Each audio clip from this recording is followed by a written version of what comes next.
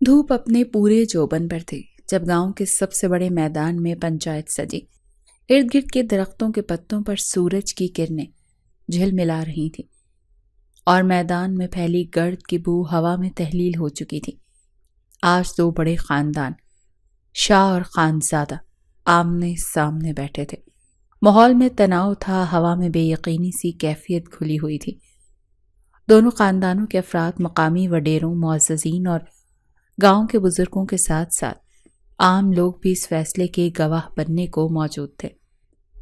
بیچ میدان میں دری بچھائی گئی تھی جن پر دو خاندان الگ الگ دھڑوں میں بیٹھے تھے۔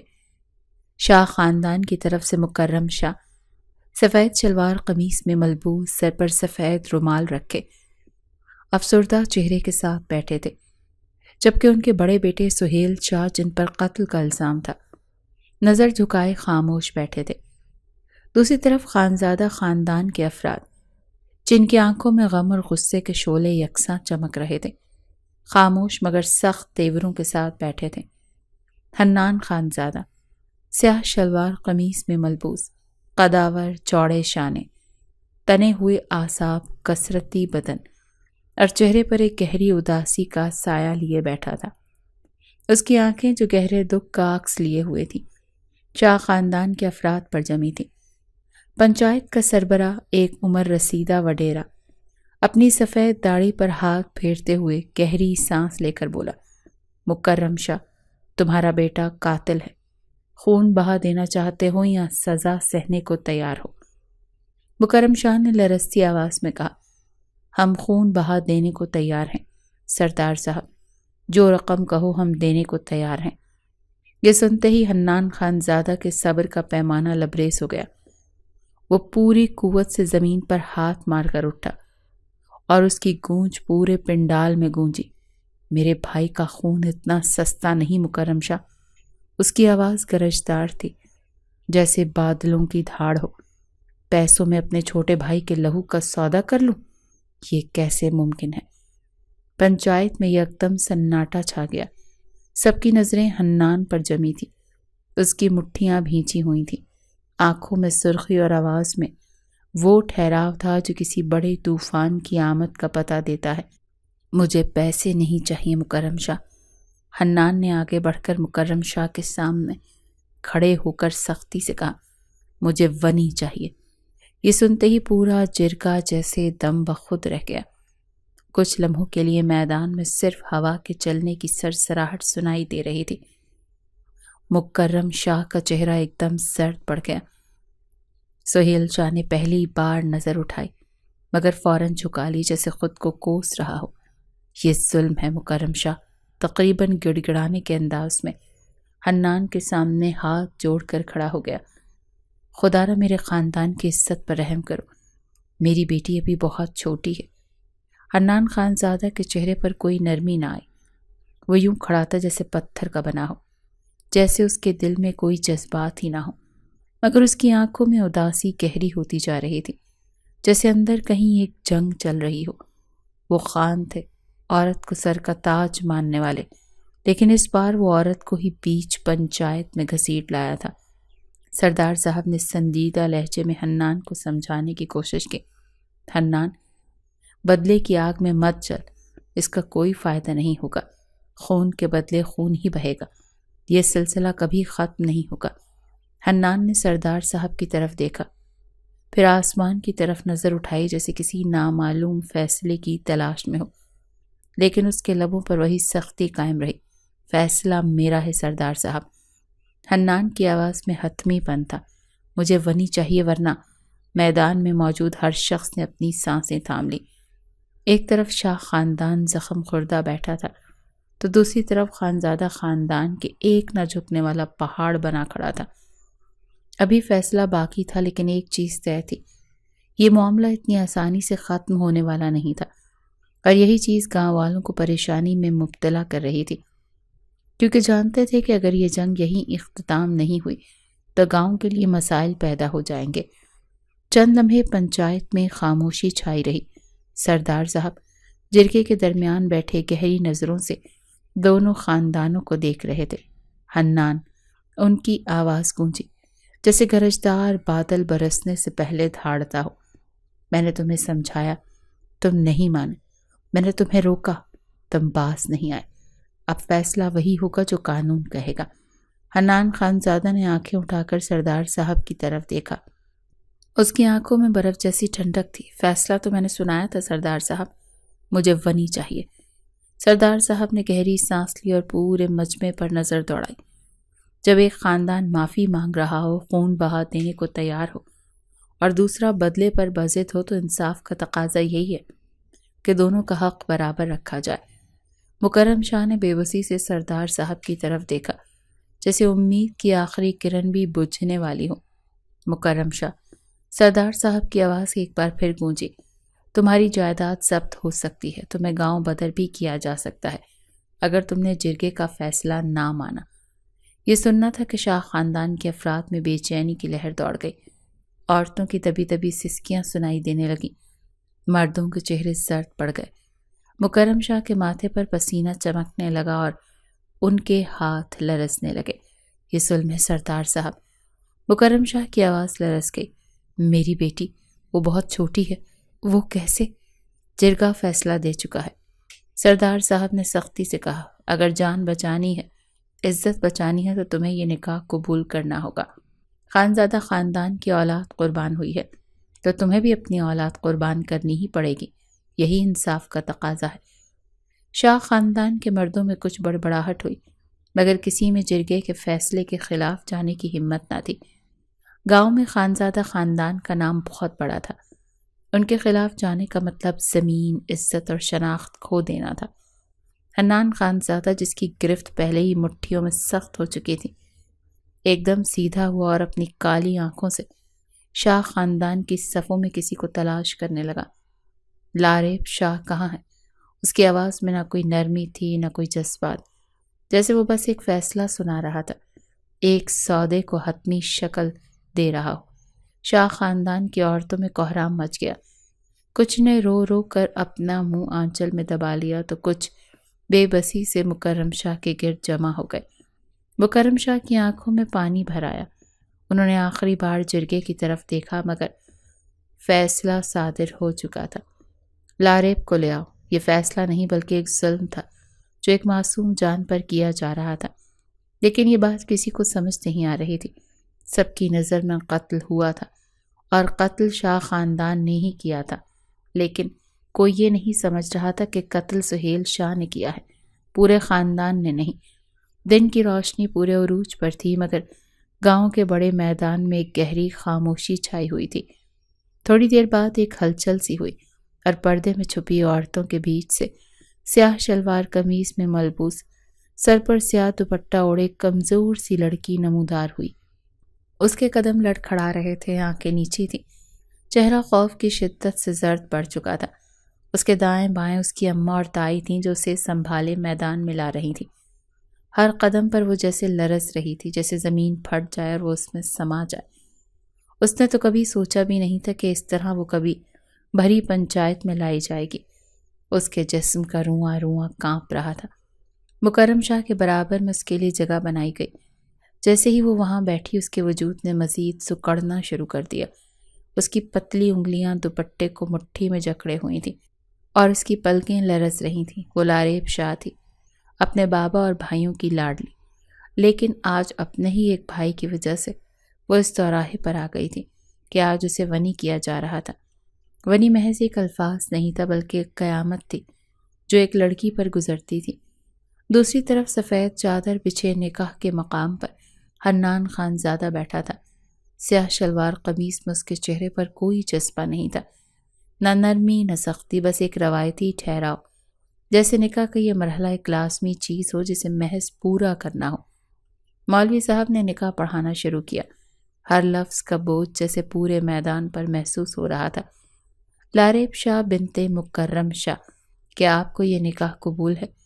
لاریب کا وجود لرز گیا، اس کے لب کپ کپائے، مگر آواز نہ نکلی۔ پلکوں سے آنسو بہہ کر دوپٹے میں جذب ہو گئے۔ اماں نے آہستہ سے کاندھے پر ہاتھ رکھا، مگر اس کا دل بند ہوتا جا رہا تھا۔ قبول ہے۔ آواز اتنی ہلکی تھی کہ جیسے ہوا میں تحلیل ہو گئی ہو۔ لاریب شاہ بنت مکرم شاہ، کیا آپ کو یہ نکاح قبول ہے؟ اس بار آنسوؤں کے ساتھ ہچکی بھی شامل ہو گئی۔ وہ جسے بمشکل سانس لے پا رہی تھی۔ قبول ہے۔ آواز بھیگی، شکست خوردہ اور مکمل بے بسی سے بھری ہوئی تھی۔ لاریب شاہ بنت مکرم شاہ، کیا آپ کو یہ نکاح قبول ہے؟ اس بار اس نے روتے ہوئے آنکھیں بند کر کے پوری ہمت مجتمع کر کے کہا، قبول ہے۔ مولوی صاحب نے دوسری طرف دیکھا جہاں حنان خان زادہ بیٹھا تھا۔ وہی روایتی سنجیدگی، وہی سختی، وہی خاموشی۔ حنان خان زادہ بنت ذوالفقار خان زادہ، کیا آپ کو یہ نکاح قبول ہے؟ حنان نے گہری سانس لی۔ چہرے پر کوئی تاثر نہیں ابھرا تھا۔ پھر اس نے مضبوط آواز میں کہا، قبول ہے۔ 3 بار یہی سوال دہرایا گیا اور 3 بار وہی سنجیدگی سے جواب آیا، بغیر کسی جھجک کے، بغیر کسی ہچکچاہٹ کے، جیسے فیصلہ پہلے ہی کر لیا گیا ہو۔ مولوی صاحب نے دعا کے لیے ہاتھ اٹھایا اور پیچھے سے عورتوں کی گھٹی گھٹی سسکیوں کی آوازیں آئیں۔ لاریب کی دنیا بدل چکی تھی، مگر وہ خود اس حقیقت کو قبول نہیں کر پا رہی تھی۔ ابھی نکاح مکمل ہوا ہی تھا کہ مکرم شاہ نے کچھ کہنا چاہا، مگر حنان خان زادہ جیسے پہلے ہی تیار تھا۔ وہ فوراً کھڑا ہوا اور اس کے ساتھ ہی پورا مجمع ایک بار پھر ساکت ہو گیا۔ حنان نے آگے بڑھ کر ایک لمحے کی تاخیر کیے بغیر لاریب شاہ کی نازک کلائی کو تھاما اور ایک جھٹکے سے کھڑا کر دیا۔ وہ چونک گئی۔ اس کی آنکھوں میں بے پناہ خوف ابھرا، مگر اس کی مزاحمت بے معنی تھی۔ حنان نے مکرم شاہ کی طرف دیکھا، گہری، سرد اور ناقابل تردید نظر۔ بہتر ہوگا کہ ہم سے کوئی تعلق نہ رکھا جائے۔ اس کی آواز میں وہی برف جیسی ٹھنڈک تھی۔ بس یہ گمان کر لینا کہ یہ لڑکی اب مر چکی ہے۔ اس کا صرف اور صرف تعلق ہمارے خاندان سے ہے۔ اس میں تمہاری عافیت ہے، ورنہ تمہارے بیٹے کو میں ایسی موت ماروں گا کہ تمہاری 7 نسلیں یاد رکھیں گی۔ یہ کہہ کر اس نے ایک لمحے کے لیے بھی توقف نہیں کیا۔ وہ رکا نہیں، پلٹ کر کسی کا جواب سننے کی مہلت نہیں دی۔ لاریب نے بے بس ہو کر اپنی کلائی چھڑانے کی کوشش کی، مگر اس کی گرفت لوہے کی مانند سخت تھی۔ وہ تیز قدموں سے چلتا ہوا اسے تقریباً گھسیٹتے ہوئے گاڑی کی طرف لے گیا۔ پیچھے مکرم شاہ کی آنکھوں میں بے بسی کی گہری پرچھائیاں تھیں، عورتوں کی چیخیں تھیں اور زمین پر بیٹھے کچھ لوگ جو خاموشی سے اس ظلم کے گواہ بنے تھے۔ گاڑی کا دروازہ دھڑام سے بند ہوا اور اگلے ہی لمحے وہ دھول اڑاتی ہوئی گاؤں کی پگڈنڈی پر دوڑ رہی تھی، ایک لڑکی کو ہمیشہ کے لیے اس کے ماضی سے جدا کرتی ہوئی۔ لیکن نہیں جانتا تھا جس لڑکی کو وہ ابھی لے کر گیا ہے، وہ دکھنے میں تو بلا کی معصوم ہے، لیکن اندر سے ایسی جیسی خطرناک باغی لڑکی کوئی نہیں ہے۔ جس انداز میں اس نے اسے اندر دھکیلا تھا، اس کی وجہ سے اس کا سر ڈیش بورڈ پر لگتے لگتے بچا۔ گاڑی وہ حویلی کی طرف بڑھا چکا تھا، مگر لاریب غصے سے چلائی تھی، یہ کیا بدتمیزی ہے! وہ تنک کر سیدھی ہوئی اور غصے میں حنان کو گھورنے لگی۔ حنان خان زادہ جو دروازہ بند کر کے ڈرائیونگ سیٹ سنبھالے بیٹھا تھا، ایک پل کو رک گیا۔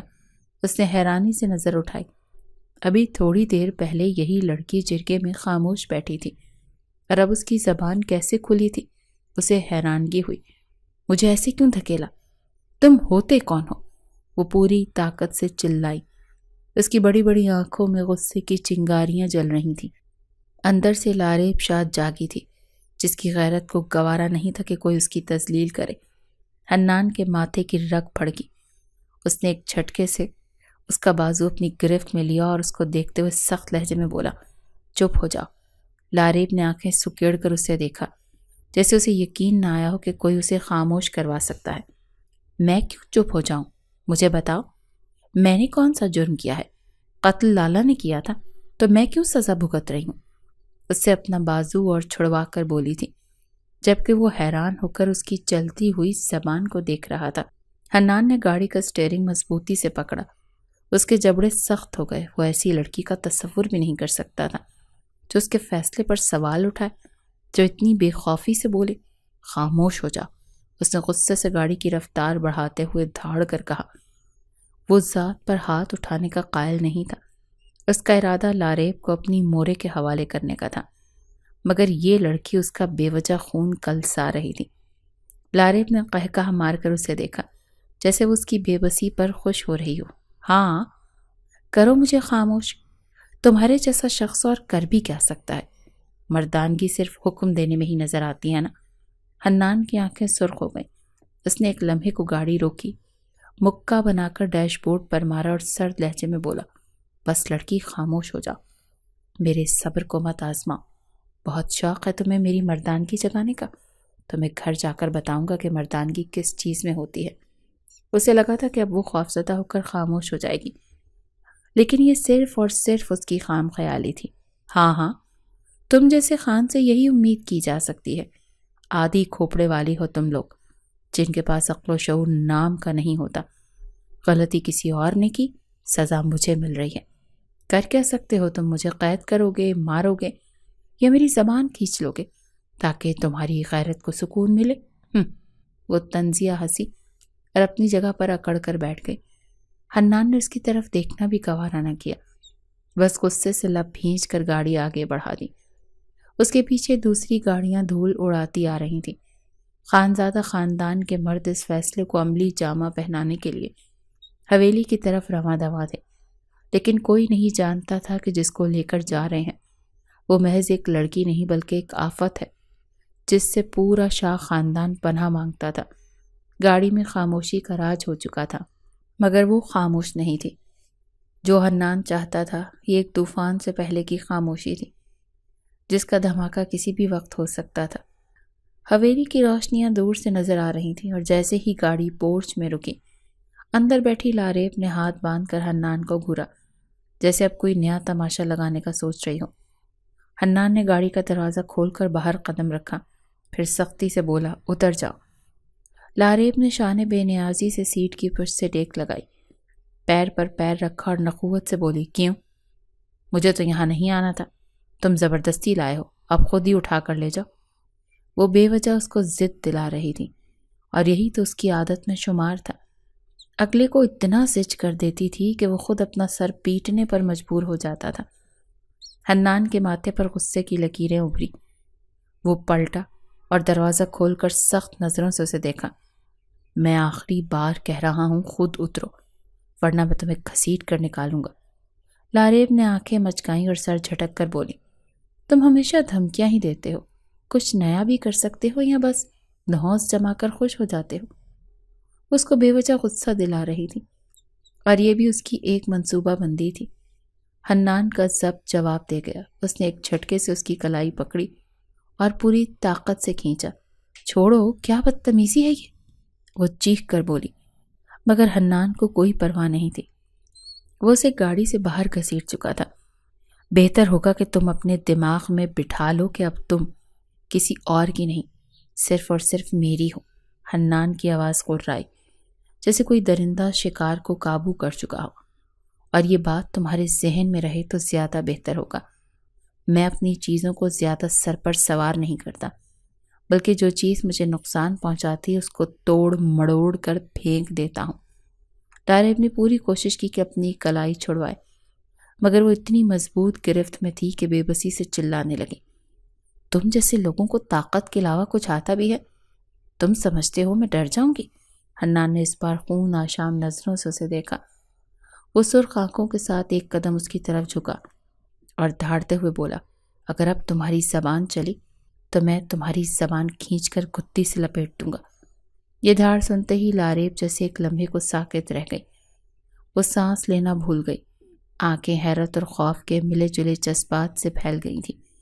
پہلی بار اسے حنان خانزادہ سے خوف محسوس ہوا تھا۔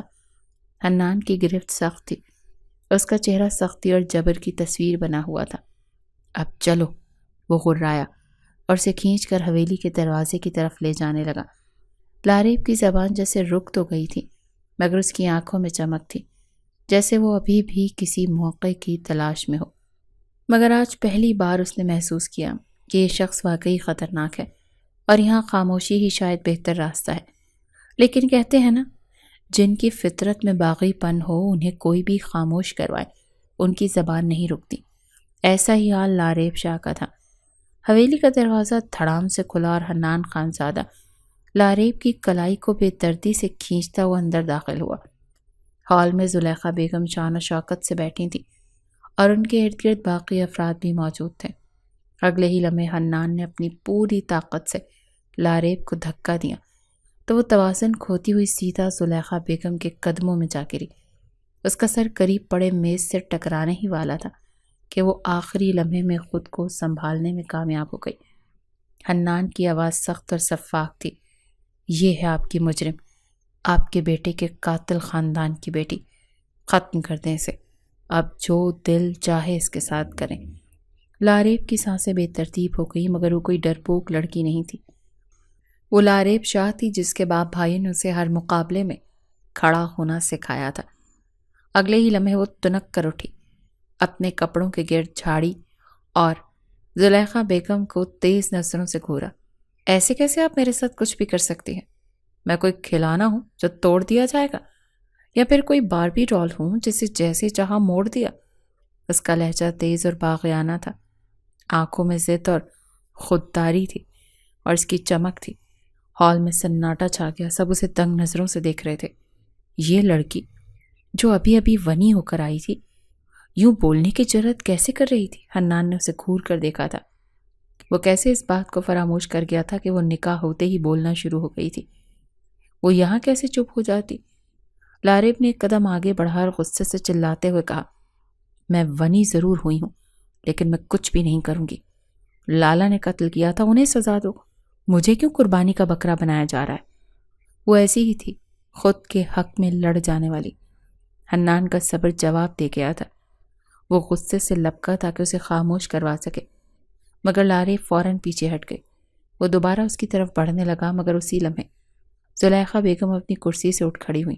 رک جاؤ حنان، ان کا حکم بجلی کی طرح گونجا۔ حنان کی آنکھوں میں سرخی دوڑ گئی، مٹھیاں بھینچی، مگر ماں کے حکم کے آگے کچھ نہ بولا۔ زلیخا بیگم نے ملازمہ کو آواز دی، اسے حنان کے کمرے میں لے جاؤ۔ لاریب نے آنکھیں سکیڑ کر انہیں دیکھا۔ مجھے کہیں نہیں جانا۔ زلیخا بیگم نے تیز نظروں سے اسے گھورا۔ یہ فیصلہ کرنے کا حق تمہیں نہیں۔ اس بار وہ سخت لہجے میں بولی تو لاریب خاموش ہو گئی تھی۔ وہ چاہ کر بھی اس عورت سے بدتمیزی نہیں کر پائی تھی۔ حنان نے غصے سے ماں کی طرف دیکھا۔ نہیں، میں اس کا دماغ ابھی درست کرتا ہوں۔ بہت زبان چلانی آتی ہے اس لڑکی کو۔ خاموش رہو حنان، زلیخا بیگم نے دو ٹوک لہجے میں کہا۔ حنان نے لب بھینچ لیے، مگر اس کے اندر کا طوفان آنکھوں میں جلتا رہا۔ لاریب کو ملازمہ نے سخت نظروں کے ساتھ گھورا اور کہا، چلو۔ لاریب نے آخری بار حنان کو تیز نظروں سے گھورا، جیسے اسے چیلنج دے رہی ہو کہ جو کرنا ہے کر لو، میں تمہارے ہاتھ نہیں آنے والی، اور پھر تیز قدموں سے کمرے کی طرف بڑھ گئی تھی۔ حنان کا بس نہیں چل رہا تھا کہ اس لڑکی کا خون پی جائے، لیکن اپنی ماں کے آگے وہ بے بس تھا۔ جس کام سے اس کی ماں گزر رہی تھی، اس کو وہ سر آنکھوں پر ہی بٹھانا چاہتا تھا تاکہ ان کا دل بہل جائے۔ یہی وجہ تھی کہ وہ غصے کے باوجود اپنی جگہ سے ہلا تک نہیں تھا۔ وہ جب نظروں سے اوجھل ہو گئی تو زلیخا بیگم آگے بڑھی تھی۔ آرام سے انہوں نے حنان کی کلائی تھامی اور بغیر کچھ کہے سیدھا اپنے کمرے کی طرف بڑھ گئی۔ حنان کے چہرے پر ابھی تک غصے کی سرخی تھی، مگر وہ ماں کے ساتھ چل دیا تھا۔ دل دماغ غصے کے مارے پھٹنے کے قریب تھا، لیکن محض ماں کا لمس ہی اسے کئی حد تک نارمل کر چکا تھا۔ کمرے میں پہنچ کر زلیخا بیگم نے دروازہ بند کیا اور گہری سانس لے کر اس کی طرف مڑی تھی۔ بیٹھو حنان۔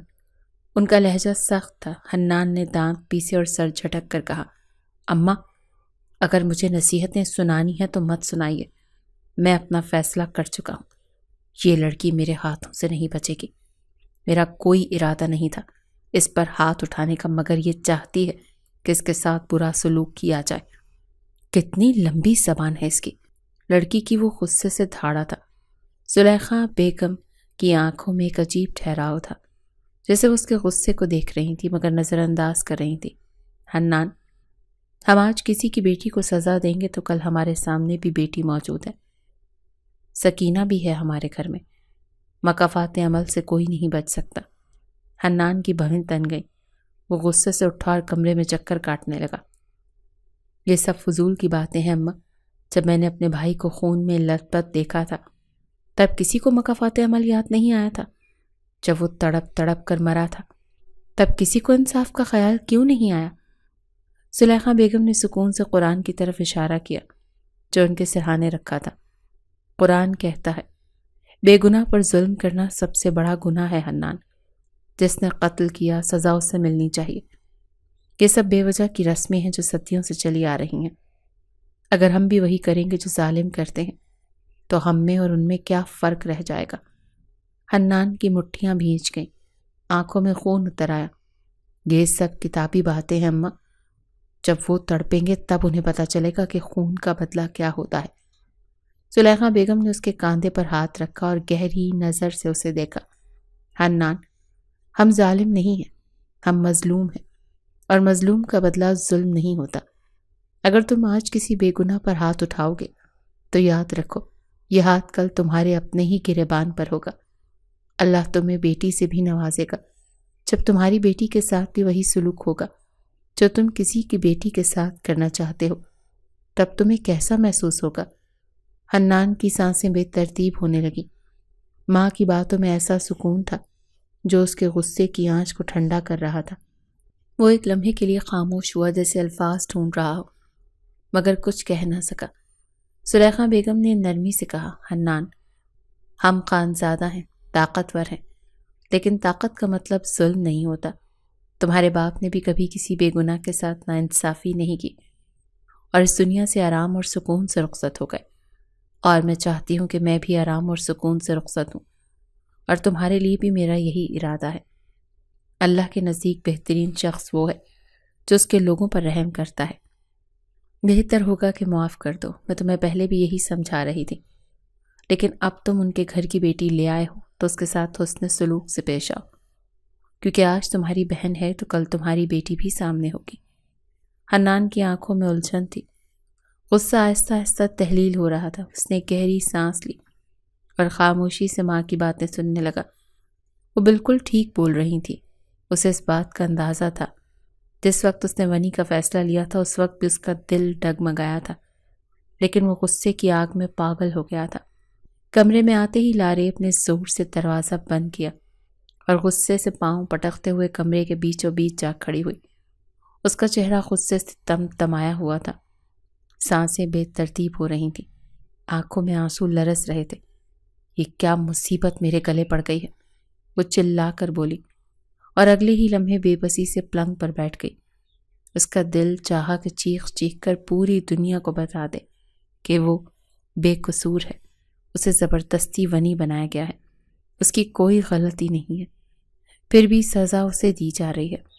وہ دونوں ہاتھوں سے اپنے بالوں کو جکڑ کر بیٹھ گئی، سر جھکایا تو آنسو بے اختیار ہی اس کی آنکھوں سے نکل آئے۔ یہ سب لالا کی وجہ سے ہوا ہے، انہوں نے قتل کیا اور سزا مجھے مل رہی ہے۔ میرا خوبصورت آرام دہ محفوظ گھر چھین لیا گیا اور مجھے اس جہنم میں دھکیل دیا گیا۔ وہ شدت غم سے اب رونے لگی تھی۔ وہ لاریب شاہ تھی، اگلے کو اس کی اوقات یاد دلا دیتی تھی، لیکن آج وہی ایک ایسے عذاب میں مبتلا ہو گئی تھی کہ وہ چاہ کر بھی اپنے آنسوؤں کو روک نہیں پا رہی تھی۔ وہ غصے میں اٹھ کر کمرے میں چلنے لگی، کبھی کھڑکی کی طرف جاتی، کبھی دروازے کو دیکھتی۔ بے بسی نے اسے پاگل سا کر دیا تھا۔ نہیں، میں یہ سب برداشت نہیں کر سکتی، میں یہیں بیٹھ کر خود کو قربانی کا بکرا نہیں بننے دوں گی۔ اسی اشتعال میں اس نے پلنگ پر رکھے تکیے اٹھا کر فرش پر دے مارے، لحاف بھی جھٹک کر زمین پر پھینک دیا۔ میں اس ظالم حنان خانزادہ کی قید میں نہیں رہوں گی، میں بھاگ جاؤں گی، ہاں یہی ٹھیک رہے گا۔ یہ سوچتی اس کی آنکھوں میں ایک چمک آ گئی۔ کچھ سوچ کر اس نے بستر کی چادر نکالی تھی، کھڑکی میں اس کا سرا باندھ کر اس نے چادر کو نیچے چھوڑ دیا تھا۔ وہ اب گمراہ کرنا چاہتی تھی، گمراہ کر کے فائدہ اٹھانا چاہتی تھی، اور اب اس کی حویلی سے نکل کر دور شہر بھاگ جانا چاہتی تھی۔ جلدی سے نیچے گرے تکیے اٹھانے لگی۔ اب کی بار اس نے انہیں ترتیب سے پلنگ پر رکھا، ایک دوسرے پر تہہ چڑھائی اور ان پر چادر ڈال دی، ایسے کہ دیکھنے والے کو لگے کہ جیسے وہ خود ان میں لپٹی ہوئی سو رہی ہے۔ یہ سب اس نے جان بوجھ کر کیا تھا تاکہ آنے والا پریشان ہو جائے۔ پھر وہ دبے پاؤں پلنگ کے نیچے سرک گئی۔ اس کا دل زور سے دھڑک رہا تھا، بس اب جیسے ہی موقع ملا میں اس قید خانے سے بھاگ جاؤں گی۔ وہ اندھیرے میں دبی دبی ہنسی۔ حنان خانزادہ، تم سمجھ رہے ہو نا کہ تم نے مجھے قید کر لیا، لیکن حقیقت میں تمہارے قابو میں نہیں آ سکتی۔ میں لاریب ہوں، جسے میرا باپ نہیں سمجھ سکا، تم کیا سمجھو گے؟ लारेब का दिल तेजी से धड़क रहा था, आंखों में आज़म था और दिमाग में फरार का मंसूबा। वक्त धीरे धीरे गुजरता जा रहा था। तकरीबन 1 घंटे बाद हनान खानज़ादा दरवाज़ा धकेल कर अंदर आया। कमरे में फैली खामोशी ने उसे मज़ीद मुश्ताइल कर दिया। उसकी नज़रें सीधा बिस्तर पर गईं, जहाँ चादर में लिपटी कोई शय पड़ी थी, जैसे कोई सुकून से सो रहा हो। उसके जबड़े गुस्से से भींच गए। वो लंबे लंबे कदम उठाता बिस्तर के करीब पहुंचा था, आंखों में वहशत और माथे पर तीवरियां। सोने का नाटक बंद करो। तुम क्या समझती हो कि मैं तुम्हें बख्श दूंगा? उसकी भारी आवाज़ कमरे में गूंजी, मगर कोई हरकत नहीं हुई। हन्नान ने एक तल्ख हंसी हंसी। तुम्हारे साथ वही होगा जो तुम्हारे भाई ने मेरे भाई के साथ किया। ये कहकर उसने एक झटके से चादर खींची और लम्हे भर के लिए जैसे वक्त थम गया। बिस्तर पर तो सिर्फ तकिए रखे हुए थे, चादर उनके गिर्द लिपटी हुई थी। उसकी नज़रें एक लम्हे को हैरत से सिकुड़ी, फिर वो गुस्से से खिड़की की तरफ पलटा। खिड़की के पट खुले थे और बाहर चादर हल्की हल्की झूल रही थी, जैसे अभी किसी ने इसका इस्तेमाल किया हो। Damn it! वो दांत पीसते हुए गुर्राया, फिर दरवाजे की तरफ लपका और पूरी कुव्वत से चीखा, गार्ड्स, दरवाजे बंद करो, वो भाग गई है। उसका हुक्म सुनते ही बाहर भाग दौड़ मच गई। हन्नान ने दरवाज़ा धड़ाम से खोला, बाहर कदम बढ़ाए, मगर फौरन रुक गया। वो लम्हे भर के लिए चौंका था। उसे कुछ अजीब सा महसूस हुआ।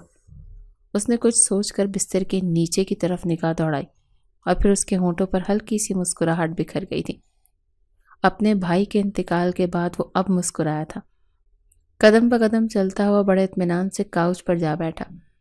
वो खानज़ादा था, लम्हे में उसकी खुशबू पहचान गया था। सिगरेट निकाला, जलाया और गहरा कश लेकर धुएं के मरगुले हवा में छोड़े। उसकी नज़रें वहीं जमी रहीं जहां वो जानता था कि लारेब छुपी हुई है। वो चुपचाप बेड के नीचे मौजूद थी। उसकी सांसों की हल्की सी आवाज़ तक हन्नान के कानों में पड़ रही थी। कमरे में गहरा सन्नाटा छाया हुआ था। बाहर भाग दौड़ की आवाज़ें आ रही थी। हन्नान के गार्ड्स उसे पूरी हवेली में ढूंढ रहे थे और वो आराम से सिगरेट के धुएं में अपना शिकार का इंतज़ार कर रहा था।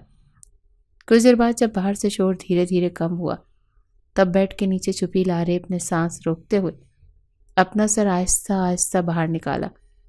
उसने जल्दी से इधर उधर देखा और जब उसे लगा कि रास्ता साफ है तो फौरन खुद को बेड के नीचे से बाहर निकाल लिया। लेकिन जैसे ही वो सीधी हुई, उसकी नज़रें काउच पर बैठे शख्स से टकराई और वो जैसे पत्थर की हो गई। हन्नान खानज़ादा सुकून से टांग पर टांग रखे बैठा था। एक हाथ में सिगरेट, दूसरे हाथ की उंगलियां काउच के बाजू पर आहिस्ता आहिस्ता थपथपा रहा था। उसकी नज़रें सीधा लारेब पर थीं और लबों पर हल्की सी फातिहाना मुस्कुराहट थी। बहुत अच्छा नाटक था बीवी, वो धीरे से बोला, आंखों में वहशत लिए। लेकिन मुझे बेवकूफ़ बनाने की गलती मत करना। मैं तुमसे 4 कदम आगे हूँ। लारेब की सांस जैसे रुक गई। वो भागने के मंसूबे के साथ बेड के नीचे छुपी थी, मगर यहाँ तो खुद शिकार जाल में आ चुका था। हनान खानज़ादा के होंठों पर एक इस्तेहसाइया मुस्कुराहट उभरी। वो आराम से सिगरेट का एक और कश लेकर उठा और लारेब पर गहरी नज़र डालते हुए बोला, हो गया शौक भागने का पूरा? दिमाग ज्यादा चलता है तुम्हारा, है ना? लारेब ने मुंह फुलाया, गुस्से से नजरें चुराईं, मगर खामोश रही। उसके चेहरे पर वाज़ेह नाराज़गी थी, मगर वो कोई जवाब देने के मूड में नहीं थी।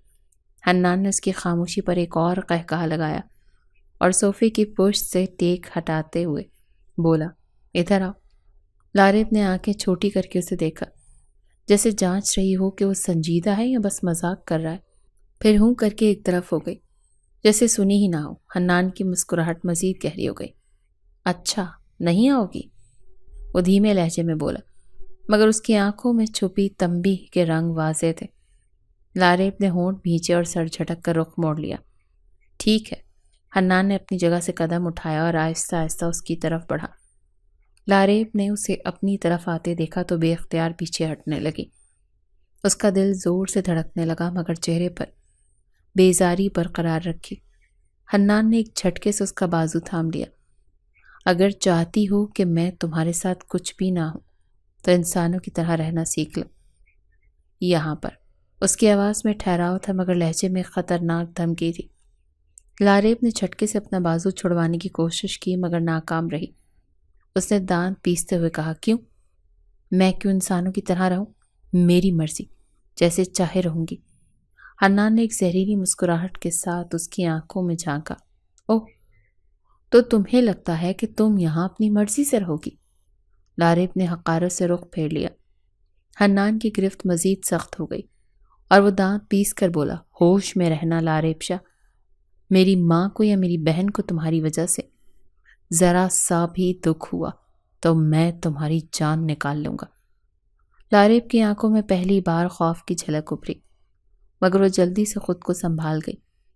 اب سن لو ایک بات، حنان نے مزید قریب ہو کر سخت لہجے میں کہا، یہ کمرہ ہی تمہاری حد ہے، اس سے باہر جانے کی ضرورت نہیں۔ اگر کوئی بھی ایسی حرکت کی جس سے میرے خاندان کو شرمندگی ہو تو یاد رکھنا مجھے تم جیسی لڑکیوں کا دماغ ٹھیک کرنا بہت اچھی طرح سے آتا ہے۔ لاریب نے غصے سے اسے گھورا مگر کچھ بول نہ سکی۔ حنان نے ایک آخری بار اسے یوں دیکھا جیسے وہ کسی قیدی کو دیکھ رہا ہو، پھر بے نیازی سے اس کا بازو چھوڑ دیا اور دروازے کی طرف بڑھا۔ دروازے پر رک کر اس نے ایک نظر پیچھے ڈالی جہاں لاریب اپنی جگہ کھڑی بس اسے گھورے جا رہی تھی، جیسے اس کی نظروں سے ہی اس کا سر اڑا دے گی۔ حنان کے لبوں پر ایک بار پھر تلخ مسکراہٹ ابھری۔ ابھی تو یہ شروعات ہے بیوی، یہ کہہ کر وہ دروازہ دھڑام سے بند کر کے باہر نکل گیا، جبکہ لاریب غصے اور بے بسی سے کھڑی رہ گئی تھی۔ یہ کیسی آزمائش تھی، اسے کچھ سمجھ نہیں آ رہا تھا۔ بچپن سے اس نے محض لاڈ پیار دیکھے تھے، لیکن اب صرف اس کو لمحہ بلمحہ اس بات کا احساس دلایا جا رہا تھا کہ وہ ونی میں آئی ہوئی ایک لڑکی ہے جس کی کوئی حیثیت نہیں۔ اس کا دل خون کے آنسو رونے لگا تھا، مگر کیا کرتی، یہی زندگی کا حصہ تھا۔ وقت دھیرے دھیرے گزرتا جا رہا تھا۔ پوری رات اس نے سوئی جاگی کیفیت میں گزاری تھی، بھوک کے مارے اس کی حالت دوہری ہو رہی تھی، لیکن کیا کرتی، ابھی وہ کسی انجان گھر میں تھی، ایسا کوئی قدم نہیں اٹھا سکتی تھی جس کی وجہ سے اس کو بدنامی کا سامنا کرنا پڑتا۔ صبح کی نرم کرنیں کمرے کے پردوں سے چھن کر آ رہی تھی، مگر لاریب کی نیند پہلے ہی ٹوٹ چکی تھی۔ رات کی تلخی ابھی تک اس کے ذہن میں تازہ تھی، مگر اس وقت اس کے معدے میں اٹھنے والی بھوک کی شدت سب سے زیادہ محسوس ہو رہی تھی۔ وہ بے چینی سے کروٹیں بدلتی رہی، مگر جب بھوک ناقابل برداشت ہو گئی تو وہ بستر سے اٹھی اور کمرے کا دروازہ کھول کر باہر نکل گئی۔ حویلی کی راہداری میں ہلکی ہلکی چہل پہل تھی، مگر اس نے کسی کی پرواہ کیے بغیر سیڑھیاں اترنے کا فیصلہ کیا۔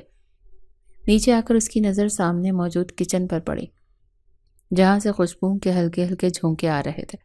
وہ لاشعوری طور پر اسی سمت بڑھ گئی۔ کچن میں داخل ہوتی اس کے قدم بے اختیار رک گئے۔ زلیخا بیگم اور اس کی بیٹی سکینہ ناشتہ تیار کر رہی تھی۔ سکینہ پراٹھے پلٹ رہی تھی، جبکہ زلیخا بیگم چائے کے کپ رکھ رہی تھی۔ دونوں ماں بیٹیاں اتنی سادہ اور پرخلوص لگ رہی تھی کہ لاریب کا دل بے ساختہ ندامت سے بھر گیا۔ دونوں نے جیسے اسے اندر آتے دیکھا چونک کر اس کی طرف دیکھا۔ لاریب نے ہلکا پھلکا گلا صاف کیا اور جھجکتے ہوئے بولی، مجھے بھوک لگ رہی ہے، میں نے کل سے کچھ نہیں کھایا۔ اسے ایک عجیب سی شرم محسوس ہوئی تھی۔ زلیخا بیگم نے ایک لمحہ اسے دیکھا، پھر ہلکے سے مسکرا کر سر ہلایا۔ بیٹھو، میں کھانے کا بندوبست کرتی ہوں، وہ سادگی سے بولی تھی۔ اسے لگا تھا وہ جھڑک دیں گی، مگر ان کا اندازہ غلط ثابت ہوا تھا۔ سکینہ نے فوراً ہی ناشتہ ایک پلیٹ میں نکال کر رکھا اور چپ چاپ اس کے سامنے رکھ دیا۔ اس کی آنکھوں میں کوئی سختی یا غرور نہیں تھا، بس خالص سادگی تھی۔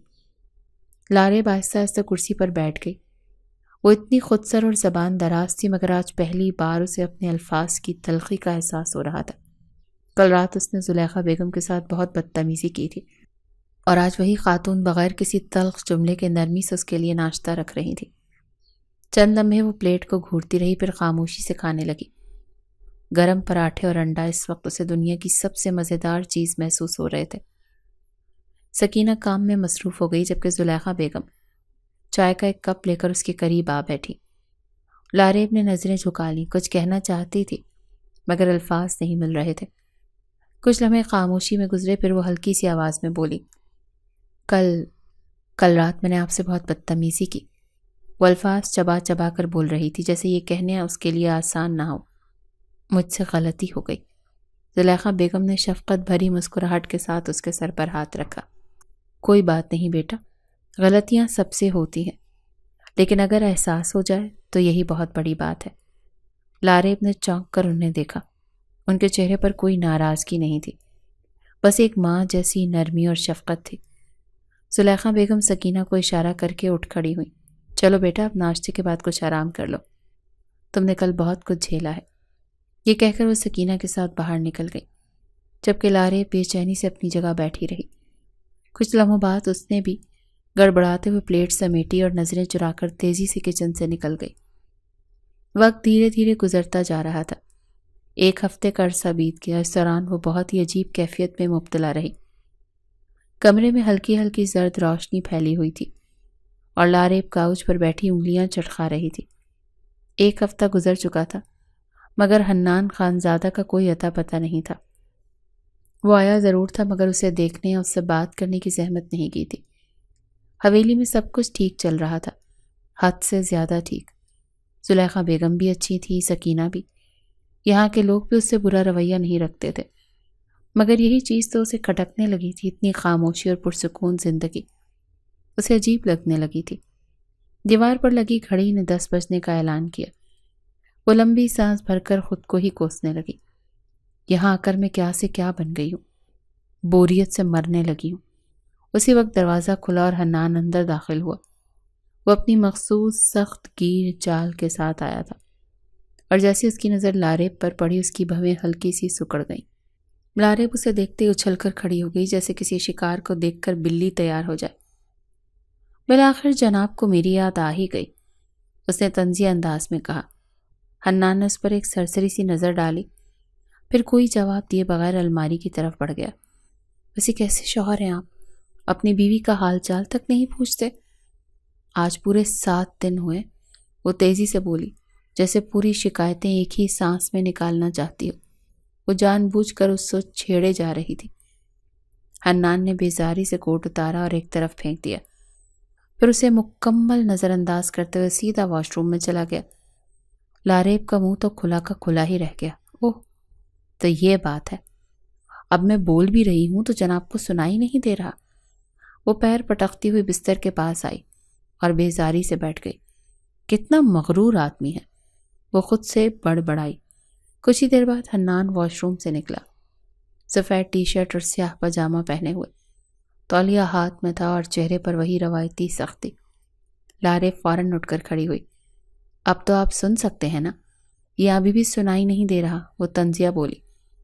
حنان نے ایک نظر اس پر ڈالی اور چپ چاپ بیڈ کی طرف بڑھا، جیسے وہ مکمل طور پر غیر ضروری ہو۔ سنی انسنی مت کریں، لاریب نے غصے سے کہا۔ میں آپ سے بات کر رہی ہوں۔ حنان نے بیزاری سے تولیہ سائڈ پر رکھا اور سرخ آنکھوں سے اسے گھورا، جیسے اس کی حد سے زیادہ بک بک سے تنگ آ چکا ہو۔ مجھے آرام کرنے دو، بس اتنا کہہ کر وہ بستر پر لیٹ گیا۔ لاریب کی آنکھیں حیرت اور غصے سے پھیل گئیں۔ واقعی اتنی آسانی سے؟ وہ گہرا سانس لے کر اس کے قریب آئی۔ دیکھیں، اگر میں یہاں ہوں تو کم از کم مجھے نوٹس تو کریں، میں کوئی ہوا میں تحلیل ہونے والی چیز نہیں ہوں۔ وہ اب چڑ گئی تھی، اتنی خاموشی اسے کھل رہی تھی۔ حنان نے آنکھیں بند کر لیں، جیسے وہ بالکل سن ہی نہ رہا ہو۔ یہ دیکھ کر لاریب کا غصہ انتہا کو پہنچ گیا۔ اس نے تکیہ اٹھا کر اس پر دے مارا۔ حنان نے آنکھیں کھولی اور ایک گہری خون خار نظر اس پر ڈالی۔ اگر اپنی خیر چاہتی ہو تو خاموش ہو کر ایک طرف ہو جاؤ۔ اس کا لہجہ اتنا خطرناک تھا کہ ایک لمحے کو لاریب کا دل کانپ گیا، مگر اس نے فوراً خود کو سنبھالا۔ ورنہ کیا کریں گے آپ؟ مجھے کھا جائیں گے؟ وہ باز آنے والی نہیں تھی، وہ ایسی ہی تھی، جب تک کسی سے لڑ نہ لے اس کا کھانا ہضم نہیں ہوتا تھا۔ حنان نے ایک نظر اس پر ڈالی، جیسے اس کی باتوں میں کوئی دلچسپی نہ ہو، اور دوبارہ آنکھیں بند کر لی۔ لاریب غصے میں پیر پٹکتی ہوئی کمرے کے دوسرے کونے میں جا کر بیٹھ گئی۔ یہ مرد ایک دن میرے ہاتھوں قتل ہو جائے گا، وہ دانت پیس کر بڑبڑائی، جبکہ حنان خاموشی سے مسکراتا ہوا آنکھیں بند کر چکا تھا۔ آج وہ اپنی ماں کے کہنے پر ہی گھر واپس آیا تھا۔ مورے نے اسے بتایا تھا کہ اب تمہاری بیوی تمہیں یاد کرنے لگی ہے، تم لوٹ آؤ، زندگی کو دوبارہ شروع کرو۔ کب تک ایک دکھ کو گلے سے لگائے بیٹھے رہو گے؟ ہمیں آگے بڑھنا ہوگا۔